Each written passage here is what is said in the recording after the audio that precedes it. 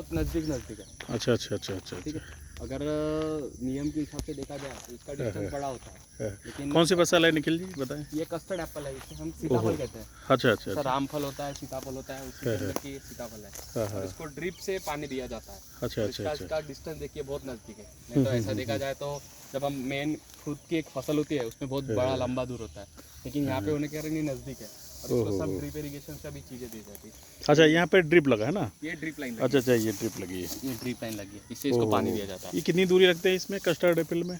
अभी तो मुझे ऐसा लगता है कि ये डिस्टेंस 5x5 है, अल्ट्रा हाई डेंसिटी प्लांटिंग होने का। नहीं तो ऐसा देखा जाए तो हम 10x10 रखते हैं। अच्छा अच्छा, इसको शरीफा कहते हैं ना हम लोग यहाँ? वही कस्टर्ड एप्पल शरीफा। मतलब अभी इधर तो सीताफल कहते हैं। हाँ हाँ। अब आपने जो नाम लिया यूपी में वो नाम लेते हैं।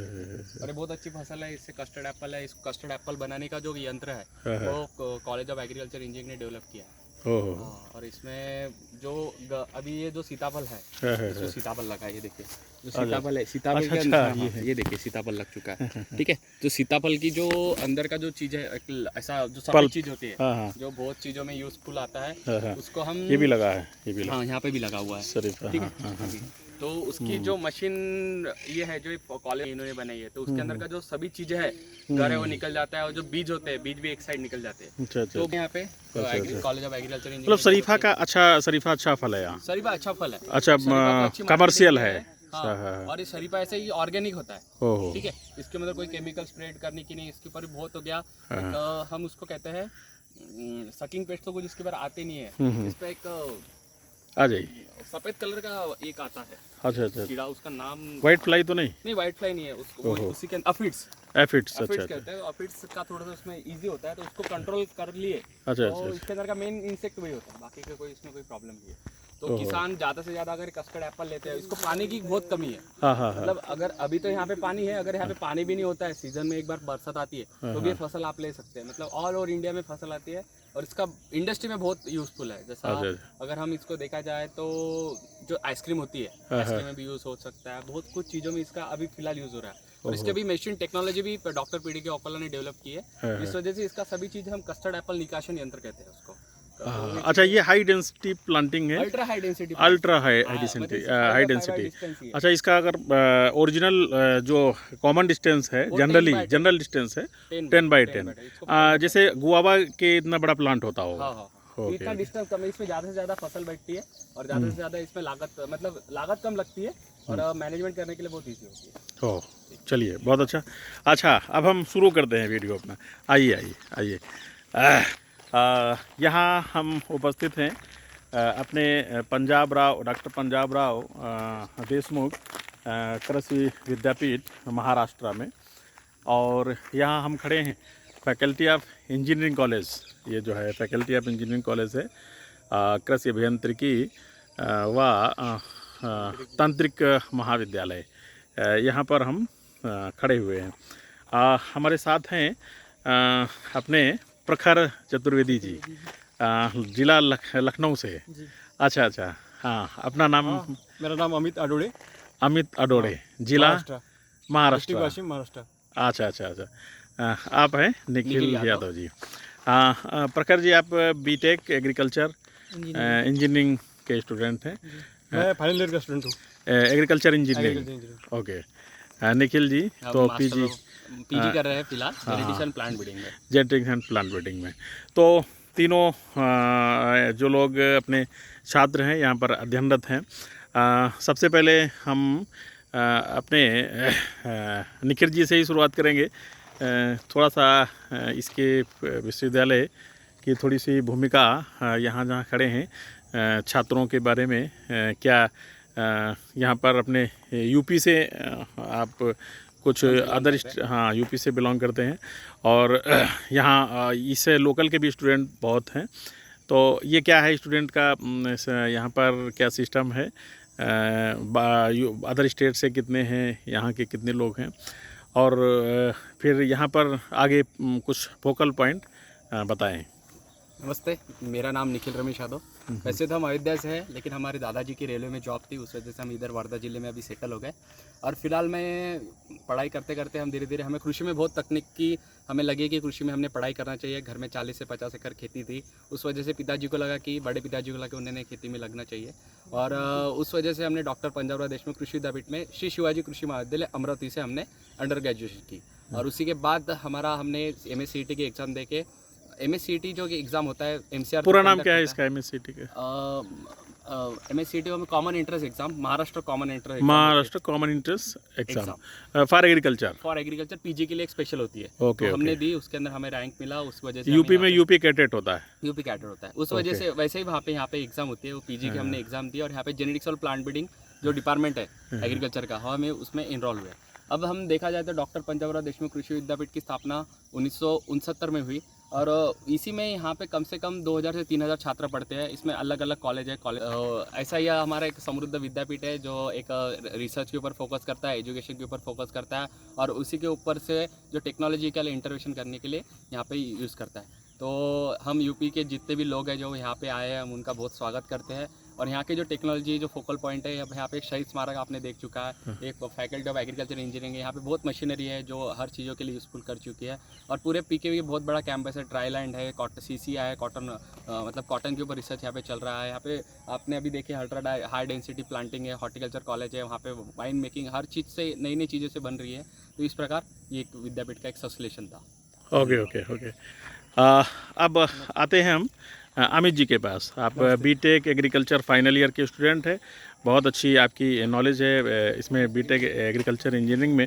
हम इनसे बात करेंगे कि कैसे आप बीटेक एग्रीकल्चर के स्टूडेंट हैं, नया सब्जेक्ट है, इसमें मैकेनाइजेशन के बारे में, यंत्रीकरण के बारे में क्या समझते हैं। महाराष्ट्र में आप काम करेंगे, महाराष्ट्र के कॉन्टेक्स्ट में आप अभी फ़िलहाल अपना पढ़ाई कर रहे हैं, और यहाँ की क्या स्थिति है मैकेनाइजेशन की, आगे आपका क्या विज़न है, इसमें क्या आप जोड़ सकते हैं, और क्या आगे चैलेंजेस हैं, आप कैरियर अपना कैसे बनाएंगे, उसको सिक्योर करेंगे। अमित जी, बहुत बहुत धन्यवाद आपका। तो आप सभी जानते हैं कि कोरोना काल में सभी सेक्टर मतलब नीचांक के लेवल पे थे, लेकिन सिर्फ अपना जो एग्रीकल्चर था वो सिर्फ टॉप पे था, मतलब जो मतलब कांस्टेंट था, मतलब उसकी नीचे मतलब नीचे नहीं जा रहा था। तो मुझे लगता है और मतलब मैकेनिज्म होने से अपना प्रोडक्टिविटी होंगी और क्रिएटिव मतलब कोई लोग आएंगे, इंजीनियर्स वगैरह हमारे जैसे, और जो मतलब प्रोड्यूस करेंगे, तो जो किसान है उनको आसानी होगी और अपना प्रोडक्शन वगैरह मतलब अच्छा होगा। सभी मतलब हमारे इसमें प्रोसेसिंग होता है और मैकेनिक्स होता है, तो ऐसे सब्जेक्ट हमारे यहाँ होते हैं और उससे बहुत फ़ायदा होता है। मतलब एक एग्री ग्रेजुएट होगा इंजीनियरिंग वाला तो एक मशीन प्रोड्यूस कर सकता है। हमने अभी भी मतलब 10 साल पहले एक मशीन बनाई थी दाल मिल की। तो मतलब वो बिजनेस ओरिएंटेड भी है, और पोस्ट हार्वेस्ट में क्या कर सकते हैं अपन, जब तुअर निकलती है अपने अरहर की दाल, तो हम उससे निकाल सकते हैं। और इंडिया में वो सबसे मतलब फेमस ही है। हम सिपेट में गए थे, सिपेट एक पोस्ट इंस्टीट्यूट है कि क्या करे फलों में प्रक्रिया क्या करे बाद में, तो वो मतलब वहाँ भी दाल मिल का बताया था, तो बहुत अच्छा है दाल मिल हमारे विद्यापीठ ने की। और मास्टर की बात करें तो मुझे लगता है मैकेनिज्म होना चाहिए, इतना नहीं है लेकिन होना चाहिए, बहुत बाकी है, अभी तो काम चल रहा है, तो काम तो चल रहा है अभी। हाँ ओके ओके। अमित जी देखिए, अभी क्या है कि आप देख रहे हैं कि गौ आधारित कृषि को बढ़ावा मिल रहा है, और गौ आधारित कृषि आप जानते हैं कि उसको जब प्रमोट करेंगे तो मैकेनाइजेशन के प्रमोशन को धक्का लगेगा, या ऐसा मानते हैं आप या नहीं? पहले तो इस पर बात बोलेंगे।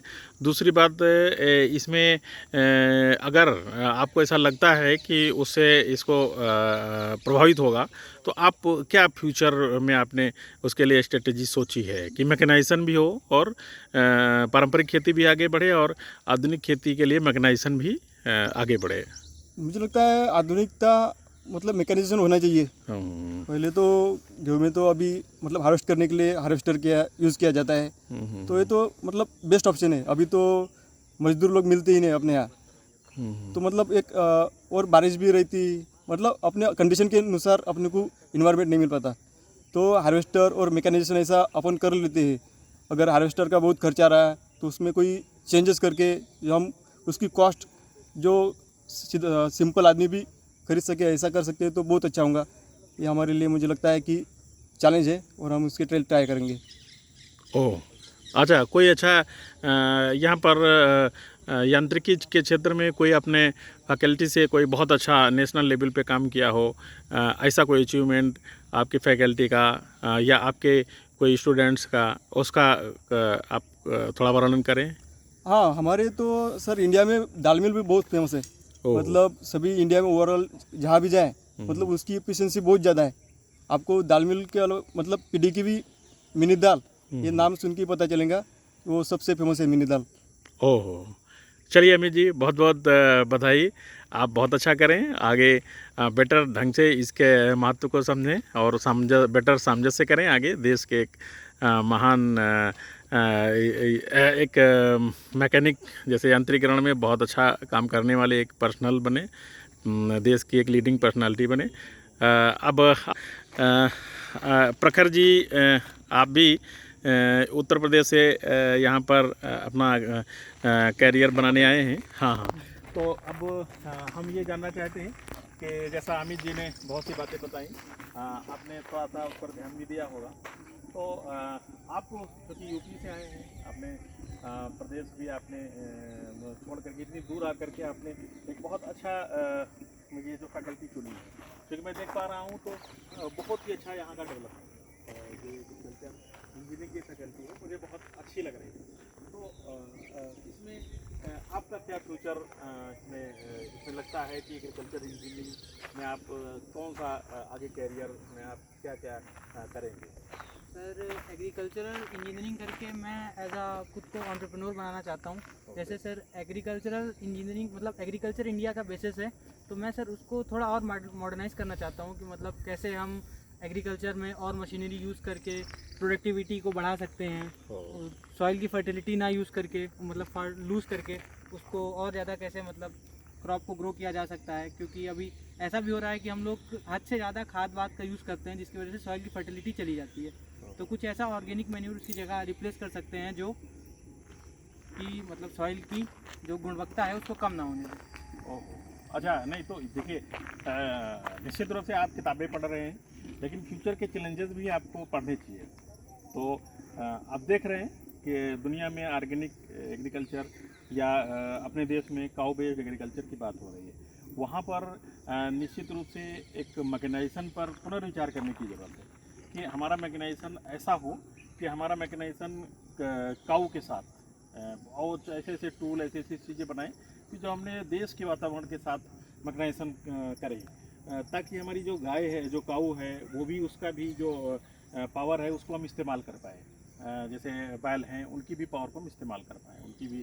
तो उस हिसाब से मैकेनाइजेशन करना है। तो उसमें चूँकि हम अभी उस प्रकार से सेट नहीं है, हमारी जो एजुकेशन सिस्टम है उसमें अभी इस चीज़ को बहुत अच्छी तरीके से फिट नहीं किया गया है। तो जैसे बहुत ज़्यादा जब हम जुताई करेंगे तो उसमें निश्चित रूप से बहुत ज़्यादा जुताई में भी लॉस होगा, और बहुत सी चीज़ें हम जिस पर ध्यान आज नहीं दे पा रहे हैं और मैकेनाइजेशन करते जा रहे हैं। तो क्या आप लोगों ने इस पर भी कभी डिबेट की है या आगे कुछ सोचा है ऐसा नया कि आप इस देश के समाज के वातावरण के हिसाब से मैकेनाइजेशन को आगे प्रमोट करेंगे? प्रखर जी बताइए। सर मतलब हाँ, ये भी ठीक है कि दोनों चीज़ों को साथ साथ कर सकते हैं, मॉडर्न भी यूज़ कर सकते हैं और ट्रेडिशनल भी यूज़ कर सकते हैं। अब जैसे सर ये फील्ड है हमारी 5x5 की, तो इसको हम क्या करते हैं, स्टार्टिंग में जब हम सीड बेड प्रिपरेशन करते हैं तो वो हम मैकेनिकल उससे कर सकते हैं, लेकिन बाद में जब इसका जैसे छोटा छोटा ये सब आ गया है तो इसको निकालने के लिए ट्रैक्टर की जगह हम बैल का यूज़ कर सकते हैं। बैल के उसमें मतलब प्लग लगा के उसको करेंगे तो वैसा क्या रहेगा कि दोनों का यूज़ हो जाएगा। अभी ये क्योंकि वो स्मॉल एरिया में आ जाएगी तो वो एफिशिएंटली हो जाएगा, और जब हमें स्टार्टिंग में सीड बेड प्रिपरेशन करनी होगी तो ट्रैक्टर का यूज़ करेंगे क्योंकि तब एरिया बड़ा रहेगा। हाँ, क्योंकि ये बड़ा दुख की बात है कि जब हम मैकेनाइजेशन की बात करते हैं, जब हम कभी जॉब की बात करते हैं तो हम मल्टीनेशनल कंपनीज इनकी तरफ ही देखते हैं। हम ऐसा कुछ नहीं सोचते कि वो हमें ज़मीन पे उतारना है और ऐसा कुछ करना है, समाज के वातावरण के हिसाब से वो एडजस्ट हो करके उसको आगे बढ़ाना है। तो कहीं ना कहीं से हमें फ्यूचर में ये सब देखना होगा कि कहीं ऐसा तो नहीं हम ट्रैक्टर ला रहे हैं तो केवल ट्रैक्टर वाले ही टूल हम बढ़ाते जा रहे हैं, रोटावेटर हैं या डीप प्लाविंग है, ऐसे हमें जो हमारा जो बुलक ड्रोन इम्प्लीमेंट है उन पर भी मुझे जिद के साथ उनको करना चाहिए, नई नई चीज़ें खड़ी करनी चाहिए ताकि उसके साथ भी लोग वर्क करते हुए और उस विधा को भी प्रिजर्व करें, अपने देश की जो ट्रेडिशनल विधा है। तो ट्रेडिशनल और मॉडर्न के बीच में हमें सबको लगना है कार्य करना, केवल किताब के सहारे नहीं। मुझे एक किताब में वो फॉरेन की ये किताब बहुत अच्छी है, उनकी लाइनें लिख करके फिर हम परीक्षा पास कर लिए। हमें अपने माइंड पे, अपने सोसाइटी से जो हमने देखा है उसके अपने जो नॉलेज है, अपना खुद का नॉलेज है, हमने जो अपने समाज में देखा है, माता पिता के साथ देखा है, उसको भी महत्व देते हुए और उसके साथ नई नई इनोवेशंस भी करने होंगे। Amit ji, right? Am I right? Yes sir. Yes sir. Okay Prakhar ji, am I right? This is my good suggestion to all of you and my best wishes to you for your good career and it is very good fortune to you that you are a student of this great university because you know our today national icon Mohan Bhagwat ji also alumni of this university. Okay, so I hope that you will gain a good job, good fame, and you will make yourself a good personality of this country. Okay, and you will contribute in agriculture mechanization definitely. My best wishes again. बहुत बहुत धन्यवाद। जय हिंद, जय भारत, भारत माता की जय, वंदे मातरम, वंदे